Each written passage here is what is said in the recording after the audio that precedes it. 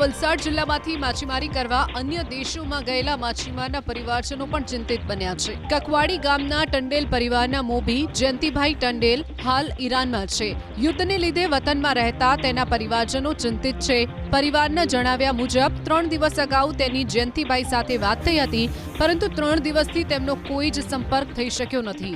યુદ્ધના માહોલ વચ્ચે અટવાયેલા તેમના સ્વજનો સલામત રીતે વહેલી તકે ઘરે પરત ફરે તેવી પરિવારજનો આશા સેવી રહ્યા છે। વલસાડ જિલ્લામાંથી માછીમારી કરવા અન્ય દેશોમાં ગયેલા માછીમારના પરિવારજનો પણ ચિંતિત બન્યા છે। કકવાડી ગામના ટંડેલ પરિવારના મોભી જયંતિભાઈ ટંડેલ હાલ ઈરાનમાં છે। યુદ્ધને લીધે વતનમાં રહેતા તેના પરિવારજનો ચિંતિત છે। પરિવારના જણાવ્યા મુજબ 3 દિવસ અગાઉ તેની જયંતિભાઈ સાથે વાત થઈ હતી, પરંતુ 3 દિવસથી તેમનો કોઈ જ સંપર્ક થઈ શક્યો નથી।